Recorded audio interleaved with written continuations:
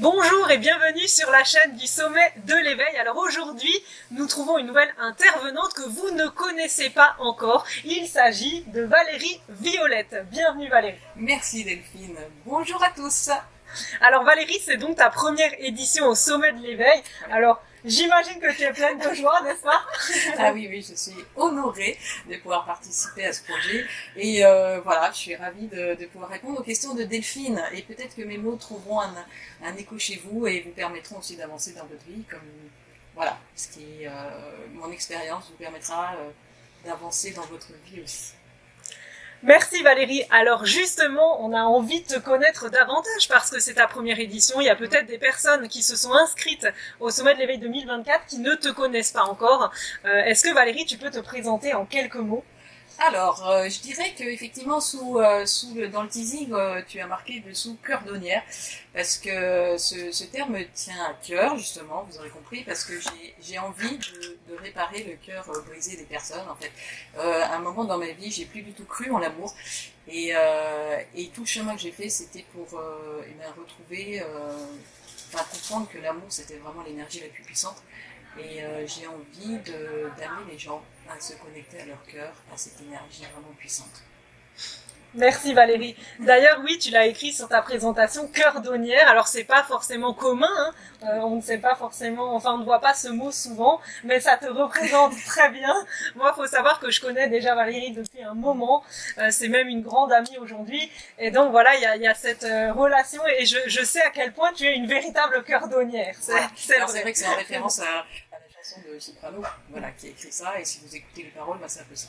Ok, merci Valérie. Alors pour démarrer et rentrer dans le vif du sujet, eh bien moi j'ai envie personnellement, enfin bien que je la connaisse, mais c'est plutôt pour les téléspectateurs qui nous regardent, mais d'en savoir un peu plus sur ton parcours de vie parce que tu l'as dit, tu aimerais aider les gens à se reconnecter à leur cœur, mais tu as aussi dit, je l'ai appris à travers mon parcours de vie. Voilà. Donc qu'est-ce qui s'est passé?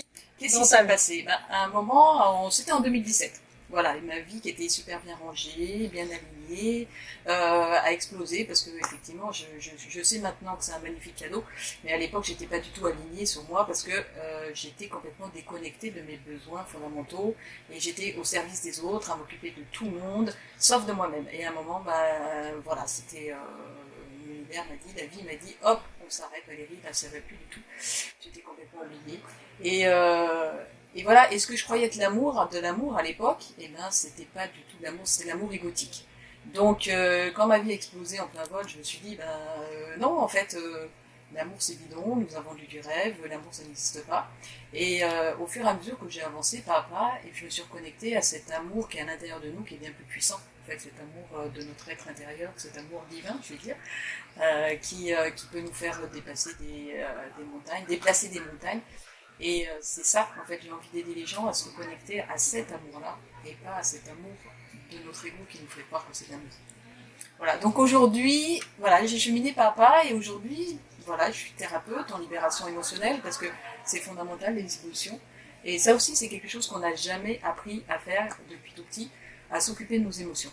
Donc, j'aide les personnes, j'accompagne les personnes à faire de ces émotions des alliés, à se comprendre intérieurement et à se connecter à cet amour profond qu'on a. Voilà. Merci Valérie pour cette belle présentation. Alors est-ce que tu peux nous en dire un peu plus sur quelques mots que tu as employés, notamment pour des personnes qui ne sont pas habituées à entendre ce langage-là, qu'est-ce que tu entends par égo et qu'est-ce que c'est pour toi un amour égotique? Voilà, alors l'amour égotique, j'ai découvert dans mon expérience de vie parce que franchement, avant que ma vie explose, j'avais jamais entendu parler de l'ego, je savais pas du tout. Et tous ces termes, je les ai appris en faisant ça a commencé mon cheminement par des stages de méditation de pleine conscience. Et là, j'ai compris que finalement, il y avait nous, notre être intérieur, et puis autour de nous, il y avait une espèce de carapace là qui était là pour nous protéger, qui s'appelait l'ego. Voilà. Et cet ego, finalement, il vient depuis tout petit, hein, vraiment dans les premiers mois de notre vie, et il est là quelque part pour nous protéger. Mais il nous fait dévier de notre... En fait, à un moment dans notre existence, on croit peut-être ne pas être aimé de nos parents. Voilà. Et donc, cette peur de ne pas être aimé, à chaque fois, il y a l'ego qui surgit pour nous dire... en fait, le message de l'ego, c'est « tu n'es pas assez bien comme tu es pour être aimé ». Et à ce moment-là, on dévie dans plein de petits personnages, on met des couches, on joue des rôles pour être aimé. Parce qu'on croit que pour être aimé des autres personnes, il faut qu'on soit quelqu'un d'autre. Si on est simplement nous-mêmes, ça suffit pas. Et pour être aimé de plus en plus, eh ben, on va finir par se couper complètement de nos besoins et de s'occuper que de ceux des autres. Voilà. On a un besoin viscéral d'être aimé par les autres. On croit que tout vient de l'extérieur. Donc on va chercher le bonheur, l'amour à l'extérieur de nous. Et donc ça c'est l'amour égotique. Donc on va faire plein de choses pour être aimé des autres. Et on croit aimer, mais en fait on est plutôt dans une forme de dépendance affective que dans l'amour véritable.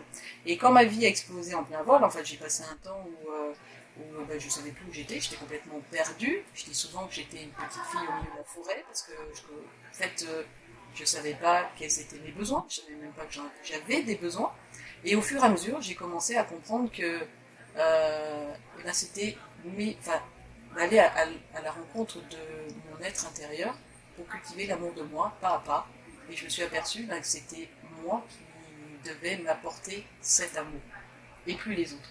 Donc, au lieu d'aller chercher tout le bonheur et l'amour à l'extérieur, et bien maintenant, je vais le chercher à l'intérieur de moi. Voilà. Donc l'amour égotique, c'est quand on va chercher à l'extérieur et qu'on a vraiment peur de ne pas être aimé, et qu'on fait tout pour être aimé, mais en fait, on se trompe de chemin. Merci Valérie. Alors tu as parlé justement d'une année quelque part qui a provoqué chez toi un certain déclenchement dans tout ce qui s'est passé par la suite. 2019, c'est ça ? 2017. 2017, pardon. J'ai bien écouté. Qu'est-ce qui s'est passé durant cette année en fait ? Eh bien écoute, j'étais mariée depuis 25 ans. Et puis à un moment, ça a explosé. Donc comme j'avais la croyance que mon bonheur dépendait de mon mari à l'époque, voilà, ma vie s'est complètement écroulée. Ensuite, j'ai mis quelques temps à... Alors ça, c'était le chemin d'aller à ma rencontre. Et à un moment aussi, j'ai constaté quelques années après, en 2020, que j'étais plus alignée avec mon travail, parce que j'étais directrice d'école. Et j'ai décidé de carrément quitter aussi, parce que quand on va sur ce chemin d'être aligné avec soi-même, il y a beaucoup de choses qu'on laisse de côté, parce que c'est plus en phase avec nous, en fait, avec nos vibrations. Et à un moment, s'écouter, c'est aussi de faire des choix qui peuvent faire peur, parce que quitter l'éducation nationale, on a la sécurité de l'emploi, on a tout ça, on a une certaine sécurité. Mais en fait, quand notre zone finalement de connu est très inconfortable, c'est pas du courage de partir, c'est une question de survie, et de se dire, on fait de soi notre priorité, et on ose sauter dans le vide, et depuis, c'est vrai que c'est carrément, j'apprends à lâcher prise, j'étais une hyper contrôlante qui avait peur de tout, donc là j'expérimente l'inverse, et ce qui est vraiment rigolo quand on commence à lâcher prise, c'est que finalement, avant j'avais la croyance que si je lâchais prise, ça se passerait mal, et maintenant j'expérimente que plus je lâche prise, et mieux ça se passe. Voilà. Merci Valérie. Et alors justement, on a partagé quelques mots, mais j'ai envie d'aller un petit peu plus loin dans la démarche parce qu'il y a peut-être des personnes qui nous regardent et qui sentent qu'ils ne sont plus alignés à ce qu'ils font, qui sentent peut-être aussi, comme toi, qui se rendent compte qu'ils ne sont plus vraiment connectés à eux-mêmes. Qu'est-ce qui toi t'a poussé à faire abstraction de ton contrôle, de toutes tes peurs qui t'envahissaient à ce moment-là? Tu le disais, j'étais hyper contrôlante, j'avais plein de peurs. Qu'est-ce qui a fait que tu puisses passer au-dessus de ça? En fait, je pense qu'à l'intérieur de nous, et ça vous arrive peut-être aussi, c'est que déjà il y a le corps. Il y a le corps qui commence à nous dire que ça va pas, parce que c'est vrai que j'étais malade tout le temps. Donc à chaque vacances scolaires, je passais la moitié du temps couché, malade, avec des grippes, avec des gastro, avec tout ce qu'on voulait. Donc mon corps, en fait, me disait que ça allait pas. À l'époque, je ne savais pas que mon corps me parlait, donc c'est pas le premier signe que j'ai ressenti, que j'ai écouté en tout cas. Mais à l'intérieur de moi, j'avais des crises d'angoisse aussi. Ça veut dire que finalement, je passais mon temps à jouer des personnages. Donc, j'étais une telle personne avec un tel, j'étais un autre personnage avec une autre personne. Et le seul moment où j'étais moi-même, c'est quand je me retrouvais finalement toute seule avec moi-même. Mais à ce moment-là, je ressentais une profonde tristesse parce que qui j'étais en fait, et ça n'avait plus de sens. La fameuse question qui suis-je? Qui suis-je de... Pourquoi je suis là en fait? Qu'est-ce que je dois faire de ma vie? Pourquoi je me lève le matin? J'avais pas d'énergie. Et à un moment, c'était stop. Alors, ce stop, il s'est opéré pendant le Covid. Je pense que pour beaucoup de monde, en fait, quand on était dans ce confinement, et je me suis dit, mais j'ai ressenti, je me suis retrouvée seule avec moi-même. Et ça, c'était quelque chose que je n'avais jamais fait. J'avais très peur, parce que quand on s'aime pas, en fait, on n'arrive pas à être seul avec soi-même. Donc, et là, ça a été obligé, en fait. C'est la vie qui m'a obligée à me connecter, enfin, à me retrouver seule avec moi-même et puis aller à l'intérieur pour justement avancer, m'apercevoir que seule avec moi-même, finalement, c'était pas mal. Et puis, une fois qu'on a commencé à faire ce cheminement, ben, pas à pas, on avance vers plus d'authenticité. Et on enlève au fur et à mesure tout ce qui ne nous convient plus. Et à un moment, ça a été effectivement mon côté professionnel qui n'était plus du tout en adéquation avec ce qui vibrait à l'intérieur de moi. Et à un moment, vous allez ressentir à l'intérieur de vous, il y a une espèce de stop qui se produit. Enfin, moi, c'était un stop. Stop, c'était plus négociable, en fait. C'était plus possible que je continue sur cette voie-là, dans le déni de ce que je ressentais profondément à l'intérieur de moi. Voilà. Ouais. Merci. Alors vous entendez Valérie, si vous sentez ce stop en vous, eh bien écoutez encore cette conférence jusqu'au bout parce que Valérie va nous partager quelques clés par après pour justement s'écouter davantage. S'aligner. Ouais. Parce qu'à un moment, finalement, quelque part, j'ai eu de la chance parce qu'il y a des gens, ce stop, ils se manifestent par un burn-out le matin, on n'arrive plus à se lever. Ou alors avec une maladie très très grave qui vous dit maintenant t'as plus de choix et tu dois t'occuper de toi. Donc moi je suis en gratitude que finalement le message était, à l'époque je l'ai trouvé très violent, mais plutôt assez soft en fait. Mais je ne doute pas que ça faisait un moment que la vie m'envoyait des rouges, enfin des flashs, des cartons rouges. Valérie, ça va pas. Mais quand on est complètement déconnecté de nos besoins, on continue la tête dans le guidon et on n'écoute pas tous les signes. Donc c'est vrai que j'ai quelque part dans mon âme de cordonnière l'illusion, enfin je sais pas, je m'aperçois que c'est peut-être un fantasme de vouloir accompagner les gens avant qu'ils se prennent le mur en fait. Mais je m'aperçois aujourd'hui que les personnes que j'accompagne, elles viennent me voir parce qu'elles ont pris ce mur. Donc après, je les aide à avancer, à leur dire, en fait c'est un cadeau très mal emballé, mais c'est un magnifique cadeau parce que maintenant ça va être le début de votre nouvelle vie. Merci beaucoup Valérie. Alors, encore une fois, il y a peut-être des personnes qui nous regardent qui sont dans cette situation-là. Et tu viens d'en parler et qui se sont peut-être pris mur. Et du coup, qu'est-ce qui s'est passé pour toi une fois que tu as sauté le pas ? Est-ce que tes peurs sont revenues puissance 1000 ? Est-ce que ça a été tout de suite fluide ? Qu'est-ce qui s'est passé pour toi en fait ? Alors ça n'a pas été tout de suite fluide parce qu'à l'époque j'étais dans la non-acceptation. Enfin, j'avais pas compris tous ces concepts de temps présent, d'acceptation du temps présent. Et j'ai pas accepté la situation. J'ai pas accepté ce qui se passait. Donc j'ai voulu m'agripper et j'étais en boule, dans une roue permanente de rumination, de haine, de colère, de non-acceptation de ce qui était. Et je vais dire que j'ai perdu 2 ans. Enfin perdu, il n'y a pas de perte, mais maintenant, aujourd'hui, je sais que si un événement tel que celui-ci arrivait, j'arriverais à transmuter beaucoup plus rapidement. Je suis restée moi-même dans ma auto-souffrance. En fait, tu vois, je me suis maltraitée moi-même en n'acceptant pas ce qui était inéluctable en fait, ce qui est. Et puis au fur et à mesure quand même, je crois que la vie, elle retrouve le chemin.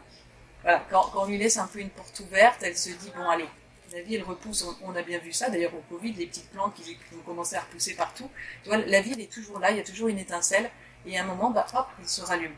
Donc on va dire que ensuite il y a eu plein de synchronicités, il y a eu ce stage de pleine conscience, il y a eu des personnes que j'ai rencontrées au fur et à mesure et qui chacune m'ont amené à faire quelques petits pas en plus vers cette prise de conscience de mes besoins, de mon être intérieur, de ce que j'avais, à comment je pouvais m'occuper de moi. Et ça a été un apprentissage, parce que sincèrement, ça m'est arrivé à 50 ans. Jusqu'à 50 ans, j'avais pas de conscience de tout ça. Je savais même pas que j'avais des besoins, mes émotions, je les écoutais pas, je les stockais, donc ça a été un chemin, pas à pas. Mais j'invite vraiment les gens à être très bienveillants avec eux-mêmes en se disant qu'il n'y a pas de baguette magique non plus. On peut effectivement transmuter assez rapidement un état d'esprit, une émotion, mais ça demande un apprentissage. Voilà. Donc une fois qu'on a appris comment faire, c'est vrai qu'on peut transmuter facilement les choses. Mais avant de l'apprendre, c'est d'être bienveillant avec son homme. Merci beaucoup Valérie. Et alors, donc tu l'as dit, il se peut que dans cette transition, il y a un certain désalignement qui s'opère pour après qu'il y ait un certain équilibre, qu'on retrouve un équilibre. Et tu l'as très bien dit aussi, c'est qu'il faut avoir une certaine ouverture de cœur, une ouverture en soi pour accueillir ce qui pourrait arriver et pas être fermé à la nouveauté ou à ce qui pourrait bien se produire. Est-ce que tu peux nous parler un petit peu de cette façon de cultiver l'ouverture du cœur? Parce que toi, tu es une cordonnière, une professionnelle dans l'ouverture de cœur. Est-ce que tu peux partager peut-être tes impressions, peut-être des astuces? Comment faire, les astuces. Oui. C'est vrai que pour vous mettre dans le contexte, j'avais la croyance que lâcher prise, pour moi, c'était mourir. Donc vous voyez, lâcher prise, c'était vraiment quelque chose que j'ai eu du mal à faire. Maintenant, comme ça, un terme quand même qui est un petit peu ambigu pour moi, parce qu'on nous dit on doit lâcher prise. En fait, on fait rien pour lâcher prise, mais on nous demande de lâcher. J'aime beaucoup plus le terme de laisser être, de se laisser porter. Et je donne toujours l'image de faire la planche dans l'eau. Si vous l'expérimentez, ce que c'est le ressenti du lâcher prise, c'est de faire la planche dans l'eau. Et on se sent tellement bien parce qu'on est porté par l'eau. Et là, c'est de se dire, dans le laisser être, on est porté par l'énergie de la vie. Donc c'est une espèce faut cultiver la confiance en soi, la confiance en la vie, de se dire que la vie ne fait pas les choses contre nous, mais pour nous aider à grandir. C'est vraiment, j'allais dire, changer de paire de lunettes. Dans le temps, j'étais, voilà, mais alors on va pas voir. Dans le temps, c'est vrai que j'étais plus en mode victime aussi. Ça veut dire que je comprenais pas que tout ce qui m'arrivait, c'était pour me faire grandir. Donc c'était toujours la faute des autres. Finalement, vous voyez, mon bonheur, c'était mon ancien mari. Enfin, tout ce qui m'arrivait, c'était la faute des autres. C'est comprendre aussi, dans ce chemin, c'est qu'on a notre propre responsabilité et qu'on est responsable de tout. Donc, c'est vraiment décentrer au lieu d'éclairer à l'extérieur, c'est d'aller éclairer à l'intérieur. Alors quand on n'a pas du tout l'habitude de faire ça, et effectivement, mon chemin, moi, ça a été par la méditation de pleine conscience, c'est toujours revenir au temps présent. Il faut comprendre que ce fameux ego nous emmène systématiquement soit dans le futur pour nous faire peur, parce que dès qu'il y a une phrase qui commence par j'ai peur d'eux ou je m'inquiète, et c'est notre ego qui parle, là, c'est pas. Et puis, ou alors il nous maintient dans le passé pour nous faire culpabiliser, j'aurais dû, patati patata. Et à ce moment-là, on est en permanence dans un futur ou dans le passé, et on n'est jamais au temps présent, alors que tout se passe, en fait, le bien-être, c'est vraiment ici et maintenant. Donc à chaque instant, c'est de se dire, quand on observe, c'est ma clé fondamentale, ce qui a vraiment profondément changé ma vie, c'est de devenir observatrice de moi-même. Donc ça demande de sortir un peu de soi, de monter comme ça, pour commencer à écouter mon corps, parce que franchement, mon corps, je ne savais pas qu'il avait des besoins non plus. il y avait ma tête qui, à chaque fois, donnait des ordres à mon corps. Enfin, mon corps, il était là juste au service de ma tête. Et puis, au fur et à mesure, c'était par la danse intuitive, en fait, que j'ai commencé à comprendre que mon corps avait une intelligence à lui et qu'il pouvait faire plein de choses. Donc ça a été aussi une révélation. Et donc après, c'est de lui demander, en fait, d'observer mon corps et de dire mais de quoi j'ai besoin ou de quoi il a besoin. Comme j'avais du mal à m'occuper de moi, je dois dire que l'astuce de quoi mon corps a besoin, de quoi tu as besoin, de lui parler, ça m'a beaucoup aidé. Et puis après, d'être observateur de ses pensées. Qui est-ce qui est en train de me parler? Est-ce que c'est mon ego ou est-ce que c'est la petite voix qui murmure amour de moi? Parce que l'ego parle beaucoup plus fort, hein. C'est une discothèque et puis l'amour de moi, c'est la petite voix qui murmure dans un coin. Imaginez bien, j'utilise souvent l'image d'un lac qui est calme, hein. Enfin, c'est les bouddhistes un peu qui en parlent. Dis si votre lac est très calme, donc si on est ici au temps présent et qu'on respire, s'il y a une petite goutte d'eau qui tombe dessus, on va voir la goutte d'eau. Mais si c'est dans une mer déchaînée, la goutte d'eau, on ne va pas la voir. Et la goutte d'eau, c'est la voix de notre cœur. Donc, ça nécessite vraiment de faire le calme à l'intérieur de nous. Et là, je pense qu'une des clés fondamentales, c'est vraiment la respiration. Alors, la respiration, ou aller marcher dans la nature, parce que la nature nous offre cette possibilité de nous apaiser, de ralentir nos pensées. En fait, il faut être conscient qu'on a à peu près plus de 60 000 pensées par jour. Donc il y a vraiment un brouhaha dans notre tête et que notre petite voix du cœur, notre petite voix d'intuition, elle n'a pas toujours sa place. Mais je pense qu'on est nombreux à se dire des fois, à faire des choix Et puis, après, se dire, ah, mais je savais. Ouais, parce qu'on a cette voix de l'intuition qui est là, tout le temps, et puis on n'écoute pas parce qu'il y a le mental qui parle plus fort, et du coup, on suit notre mental. Donc, c'est de se dire, attends, cher mental, je vais aller écouter la petite voix qui me dit autre chose. Et donc, tout mon chemin, ça a été d'apprendre à écouter cette petite voix que j'avais jamais écoutée en 50 ans. Donc, j'ai dit, tiens, là, il y a une petite voix qui est... Alors, peut-être que je l'écoutais des fois, hein, sincèrement, mais quand je devais faire des choix, je faisais des choix en faisant des listes, des choix mentaux. Donc, je faisais la liste des plus, la liste des moins, et puis je choisissais comme ça. Et puis, généralement, sincèrement, alors je mettais ça sur le compte parce que j'étais Gémeaux, que je ne savais pas faire de choix, mais systématiquement, je faisais un choix, et en fait, je regrettais de pas avoir fait l'autre. Parce que c'est ma tête qui choisissait. C'est pas mon être intérieur, en fait. Donc, voilà. C'est de comprendre ça, qu'on a toutes les réponses en nous. Alors, c'est vrai que le titre de ma conférence, que je voulais dire, c'est que notre pouvoir personnel, on l'active en étant à l'écoute de notre soi, avec un S majuscule, qui est notre grand soi, notre être intérieur, voilà. Et si on a tendance à écouter notre petit jeu, en fait, notre petit jeu qui est notre carapace autour, mais elle qui n'a pas les réponses, parce que finalement, notre ego veut nous maintenir dans une zone de sécurité, une zone de connu, où on n'est pas en danger. Et dès qu'on essaye de sortir de cette zone, eh ben, on commence à avoir peur. Et notre ego nous dit, hop, non, on ne va pas sortir, parce que là, je ne sais pas ce qui se passe derrière la barrière. Donc, reprendre son pouvoir personnel, eh ben, c'est déjà être capable d'observer qu'une part de nous a peur, parce que cette part de nous qui a peur est en train de nous signaler, oulala, on s'approche de la magie, parce que si on dépasse notre peur, c'est de l'autre côté qu'il y a la magie. Donc, dès qu'on est observateur de tout ce qui se joue à l'intérieur de nous, bah, on a toutes les réponses. Mais généralement, on est focus sur tout ce qui est à l'extérieur de nous. Et l'extérieur de nous ne nous apporte pas de réponse pour faire des choix. Donc, c'est vraiment d'être là, à l'intérieur, et de se dire, tiens, alors mon corps, de quoi il a besoin? Il a besoin de boire. D'ailleurs, je pense qu'il a soif, donc je vais prendre un petit coup d'eau. Ensuite, c'est qui parle en moi? Quand je dis quelque chose, quand je pense quelque chose, qui est-ce qui est aux commandes? Est-ce que c'est mon ego qui a toujours peur, qui veut me protéger, qui veut me maintenir dans ma zone de connu? Ou est-ce que c'est ma voix du cœur qui dit si, vas-y, go, fonce? Donc voilà, les différencier. Et puis, bien sûr, écouter notre système émotionnel, c'est fondamental. Et ça, on n'a vraiment pas appris à le faire. Donc, et comprendre que quand on ressent une émotion, c'est pas, on n'est pas cette émotion. Voilà, je ne sais pas, on ne dit pas je suis triste en fait, parce que sinon on s'identifie à cette tristesse et on est tout triste. Mais c'est pas le cas, c'est une part de nous est triste. Donc si une part de nous est triste, bien, à ce moment-là, on va aller lui poser la question de savoir qu'est-ce qui l'a rendu triste cette part de nous.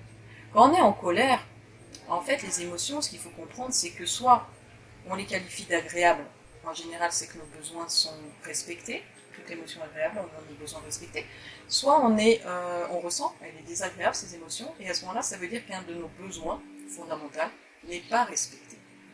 Donc toute la clé, c'est d'aller se demander, mais dans cette situation, quel est mon besoin qui n'est pas respecté? Si je me sens, s'il y a une part de moi qui est en colère, ben, pourquoi je me sens en colère? Pourquoi il y a une part de moi qui est en colère? Quel est le besoin qui n'est pas respecté dans cette colère? Et à ce moment-là, une fois qu'on l'a identifié, eh ben, l'émotion, elle nous envoie juste un message. Donc, une fois qu'on a compris le message, pouf, elle s'en va, elle est libérée. Alors, la colère, on peut avoir besoin, c'est une émotion, c'est une énergie en mouvement. Donc, la colère, elle nécessite peut-être d'aller hurler dehors, d'aller crier, d'aller faire un footing, d'aller marcher en pleine nature, de taper dans un punching ball, de crier dans un oreiller, parce que c'est une émotion qui a besoin de sortir. Après, si c'est la tristesse, ben, qu'est-ce qu'on a besoin quand un enfant est triste, par exemple? Observez les enfants, vous allez voir comment ils gèrent super bien leurs émotions. Mais en général, quand on est adulte, on va leur dire mais arrête de pleurer, t'es un bébé, ou arrête de te rouler par terre, on nous regarde. Alors, ben, un enfant, quand il est triste, il vient vous faire un câlin, et puis 5 minutes après, il est capable d'être dans la joie et de rigoler. Donc vous, ben, faites pareil avec votre part de vous qui est triste. On lui fait un câlin, on lui demande ce qui ne va pas, et puis après, elle repart. Voilà, enfin après, l'émotion est partie. Et on peut avancer sur autre chose, mais on l'a pris en compte.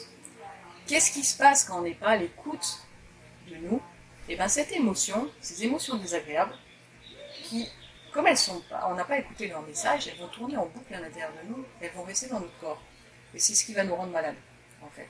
Ce qu'il faut comprendre, c'est que le stress est responsable de 80% des maladies. Donc, et il y a 95% des Français qui estiment, qui déclarent être stressés. Donc, il y a du chemin à faire par rapport à la gestion des émotions. Mais donc cette clé, pour moi, vraiment, ce qui a fondamentalement changé ma vie, c'est d'être à l'écoute de toutes mes parts à l'intérieur de moi. Et d'être un peu le juge de paix de toutes ces parts qui sont à l'intérieur, les écouter, et ensuite faire des choix, mais en pleine conscience, en fait. Et quand on commence à écouter cette petite voix de l'intuition, cette voix du cœur, on va mettre en place des choses dans notre vie qui nous expansent, qui nous font vibrer, qui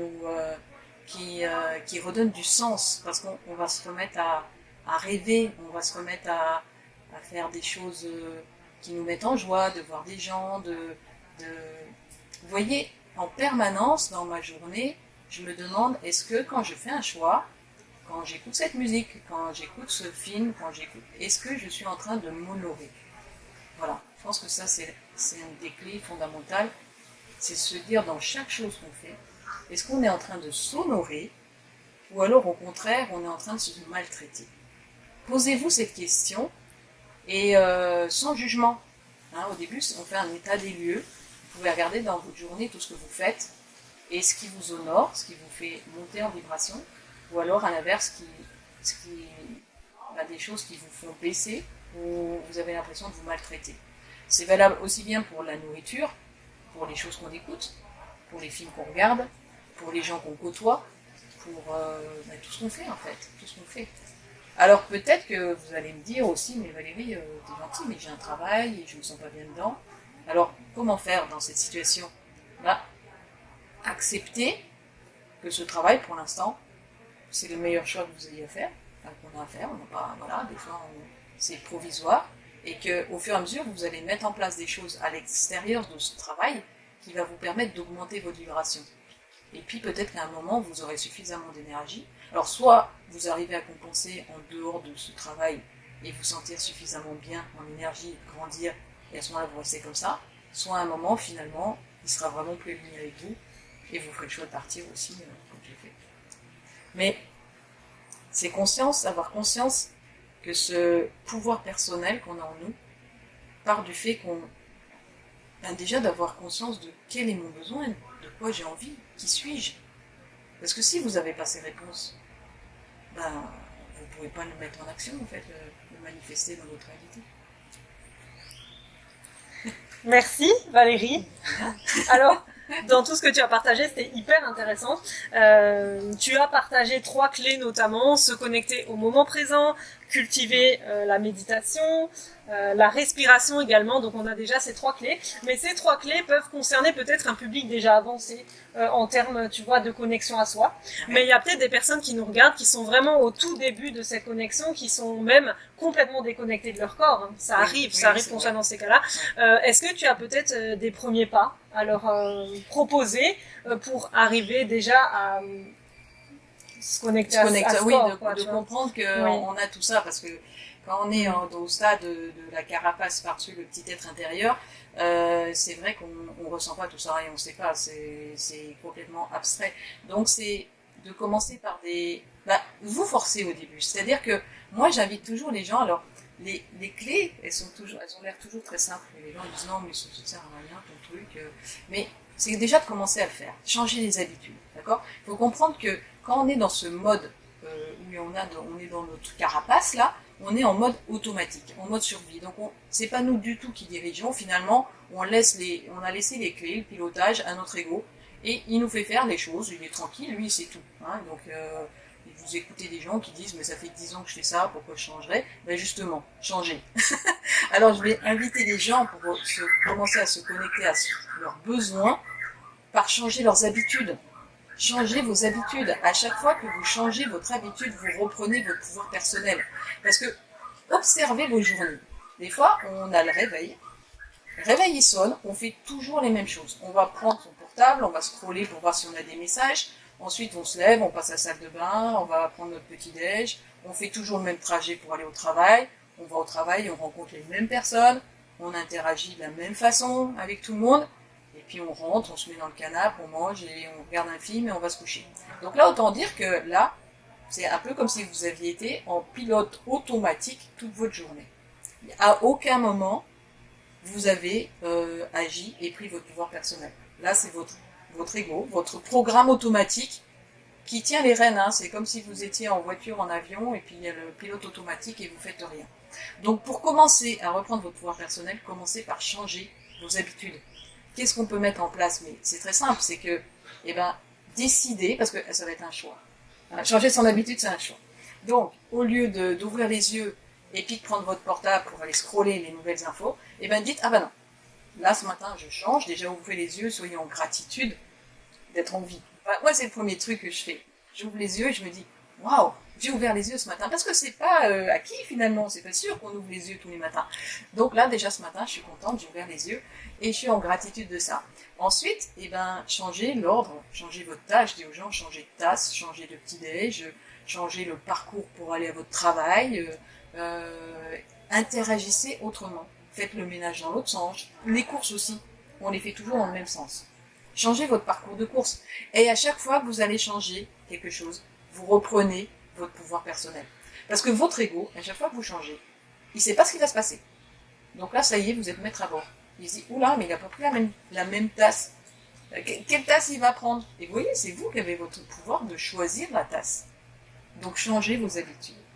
Et puis, prenez le temps, quand vous êtes devant la glace, de vous regarder et de vous sourire. Déjà, pour dire, je te vois.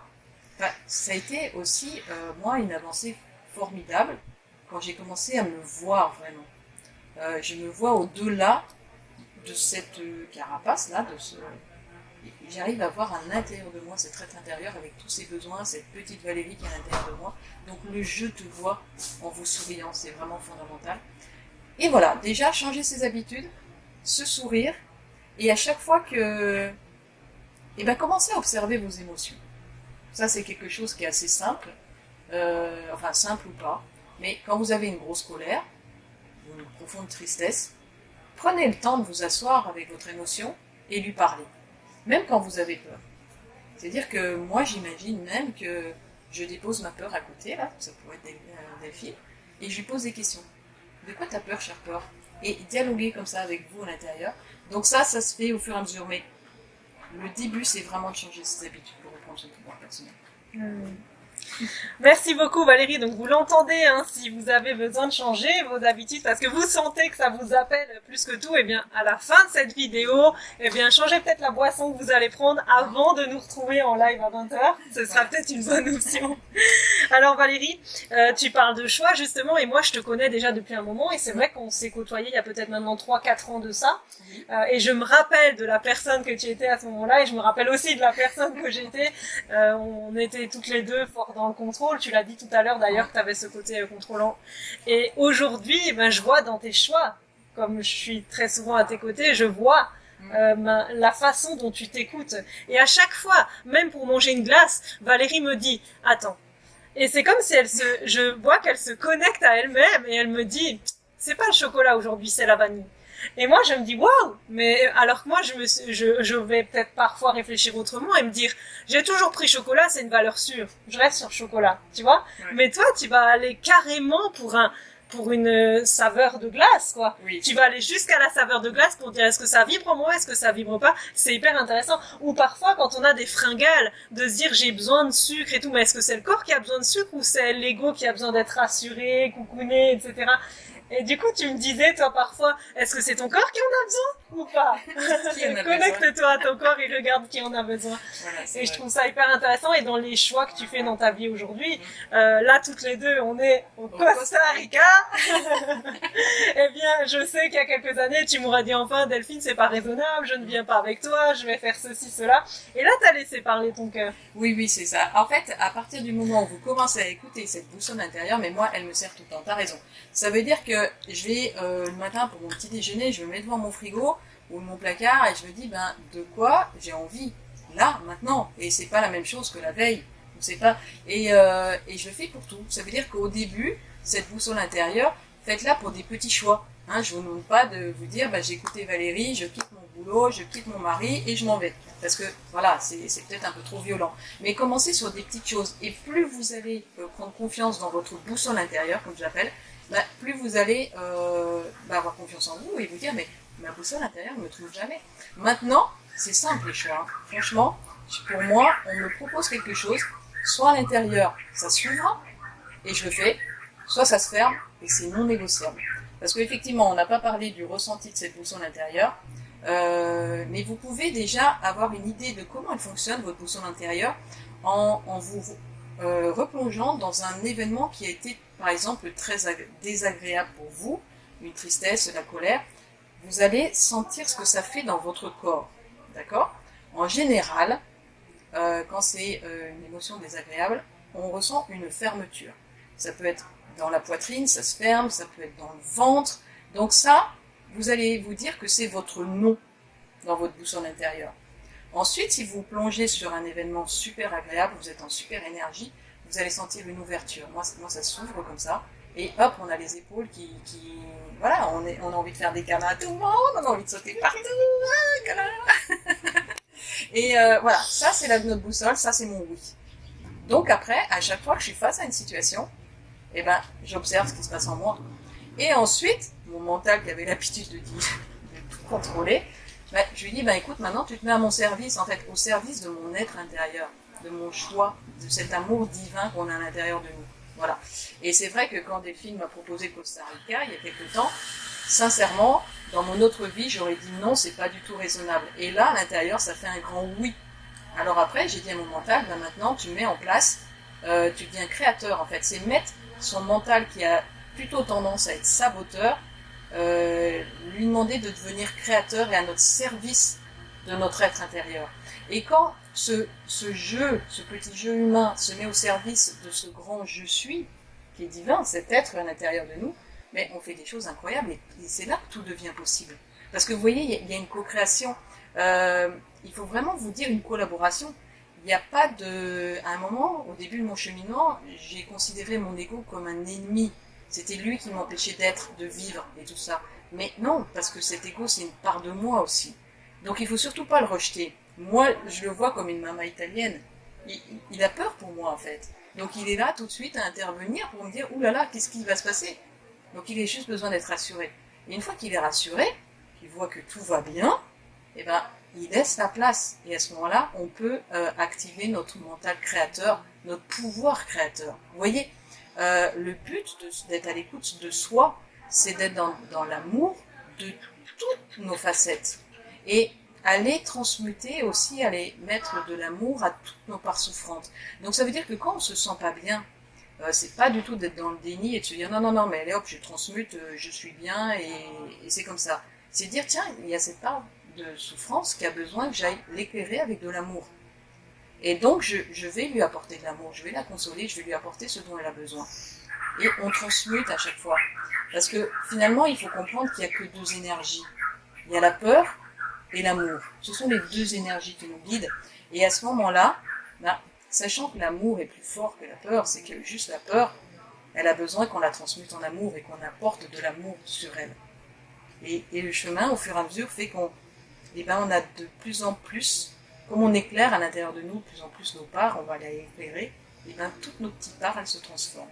Et comprendre que on est l'ombre et la lumière en même temps aussi, le recto verso d'une pièce, et qu'il faut accepter que des fois on brille, on est super top, mais à l'inverse, on a aussi cette autre face de nous qui a peut-être envie d'être dans son coin et pas briller. c'est de se dire, tiens, t'es là, parce que voilà, c'est accepter les parts de nous qui sont pas toujours celles qu'on voudrait qu'ils soient, mais voilà, c'est ça aussi l'amour inconditionnel. Cet amour qui justement, parce que l'amour égotique va nous emmener que dans un sens, à nous faire croire qu'il faut qu'on soit certaines personnes. Ben non, le véritable amour, c'est qu'on accepte d'être toutes nos facettes, en fait. Et aussi, je voudrais aussi dire, hein, je sais pas si, c'est que j'ai été longtemps chercher cet amour et cette spiritualité. Mon chemin, ça a été aussi d'aller vers la spiritualité pour donner du sens à ma vie et me sentir connectée. Parce qu'une fois qu'on est à l'écoute de nous, on sent qu'il y a une connexion avec quelque chose qui est plus grand. Et au début de mon chemin, j'ai été chercher cette spiritualité à l'extérieur de moi, encore une fois, parce que l'être humain, il est beaucoup dans la dualité. Donc on met tout à l'extérieur. Et au fur et à mesure, j'ai compris que cette spiritualité, en fait, cette énergie divine, elle était en moi, cet amour divin. Donc vraiment, tout est à l'intérieur de nous. Et quand on comprend ça, on ne doute plus de rien. Et on reprend pleinement notre pouvoir personnel, parce que du coup, on fait des choix qui sont alignés avec ce qu'on est venu faire, en fait. Mais c'est simplement vivre, en fait. Aussi. Je dis aux gens, et je réalise aujourd'hui que je me posais beaucoup de questions sur le sens de la vie, ce qu'il fallait qu'on fasse, mais en fait, on doit vivre. On doit être, vivre. Merci Valérie, vous l'avez entendu, c'est le message de Valérie aujourd'hui, c'est vivez, soyez, hein, voilà. Vivre et être. Vivre et être, c'est ça. Et arrêter de se prendre la tête avec des choses qui sont finalement sans importance. Et voilà. Soyez dans le cœur, dans l'amour. Il y a une phrase que j'adore, qui est sois le changement que tu veux voir dans le monde de Gandhi. Et bien, moi j'ai envie d'un monde d'amour. Alors c'est vrai qu'on m'a dit Valérie, t'es un peu cucu les petits oiseaux, t'es un peu bisounours, mais oui, et oui. Maintenant je revendique d'être un bisounours et un colibri d'amour. Et je me dis qu'à chaque fois qu'on va rayonner de l'amour auprès des autres, et voilà, ce message il passe. Et c'est vraiment fondamental. On est tous des phares. Et on a tous à s'occuper de notre lumière pour briller et éclairer les autres. Merci. Alors Valérie, pour finir, parce qu'on arrive au terme de cette interview, ça passe très très vite.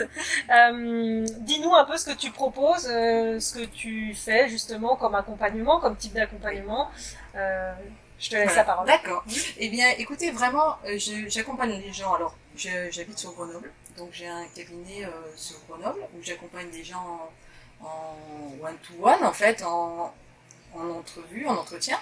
Et en général, c'est vraiment des personnes qui se sont pris le mur, comme je dis, et je les accompagne à transmuter tout ça, à apprendre à s'aimer, à se sentir vivant, à reprendre leur pouvoir personnel et à voir que c'était un formidable cadeau. J'accompagne aussi des gens en distanciel quand ils ne sont pas présents sur Grenoble. Je fais et puis, j'ai plusieurs projets, n'est-ce pas, Delphine, où on accompagne les personnes sur le chemin de Compostelle. Parce que on s'est aperçu, ça a transformé notre vie. Et maintenant, on a le cœur aussi de les emmener. Voilà, faire des retraites. Parce que je trouve que dans les retraites, les personnes, je fais aussi une retraite avec Héloïse sur des constellations familiales, on va amener les gens à ce qui est vraiment important, c'est aussi à faire la paix avec le passé, se reconnecter avec le présent pour pouvoir vraiment créer son avenir et reprendre son pouvoir personnel. Et sur le chemin de Compostelle, on amène les gens à laisser leur petite carapace au début du chemin, leur chrysalide, sortir la chrysalide et à avancer vers la nouvelle version d'eux-mêmes, en fait, qui existe déjà, hein, qui est juste sous des couches. Donc, ça permet aux gens de sortir de leur boîte et de comprendre qu'il y a autre chose et que la vie est formidable et magique. C'est ce qui m'anime et qui donne vraiment du sens à ma vie. Merci beaucoup Valérie. Alors pour finir cette interview, je vous rappelle que vous pouvez laisser vos questions sous cette vidéo. Valérie répondra tout à l'heure à 20h heure de Paris, bien sûr. Alors vous l'avez compris, comme nous sommes au Costa Rica, nous avions envie de tourner cette vidéo en avance. Donc bien sûr, on se retrouve tout à l'heure à 20h heure de Paris et non pas heure du Costa Rica. Donc on vous retrouve tout à l'heure. Et Valérie, je souhaite te laisser donc le mot de la fin pour cette interview. Quel est le dernier message important que tu as envie de passer? Et ce que j'ai envie de vous dire, c'est que finalement, vous voyez, là, on est au Costa Rica, on a vraiment voulu le filmer ici au Costa Rica parce que c'est une question de pouvoir personnel. Ça veut dire qu'on a fait des choix, on a suivi notre énergie de cœur, on a mis en place des choses dans la matière pour pouvoir aujourd'hui être ici au Costa Rica. Et il y a quelques mois, vous nous auriez dit, ah bah vous allez être au Costa Rica, et vous avez tourné une interview pour le Sommet de l'éveil. Mais j'aurais jamais cru que c'était possible. Donc vraiment, croyez en vos rêves, connectez-vous à vos propres besoins et dites-vous que tout est possible à partir du moment où on est vraiment aligné dans son cœur et dans sa tête et qu'on met en place des actions dans la matière. Voilà. Merci Valérie, je ne sais pas si vous l'entendez, un avion passe, j'avais envie de dire, c'est prenez votre envol. Voilà, on prend votre envol. Merci beaucoup Valérie, merci pour cet échange. C'était une superbe interview, j'espère que ça vous a plu. On se retrouve donc tout à l'heure à 20h, heure de Paris. En attendant, prenez autre chose qu'un verre d'eau si vous avez l'habitude de boire de l'eau. On l'a dit pendant cette interview. Merci Valérie. Merci à toi Delphine. À très vite.